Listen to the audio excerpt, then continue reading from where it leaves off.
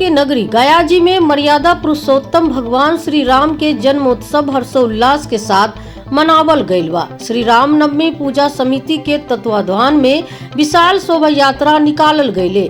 उक्त शोभा यात्रा माथे पर भगवा पगड़ी और भगवा ध्वज के साथ लाखों लोगों की भीड़ विभिन्न झांकियों के साथ जय श्री राम के नारा लगावत जब सड़कों पर उतरले तो केसरिया रंग के समुद्र उमड़ पड़ल।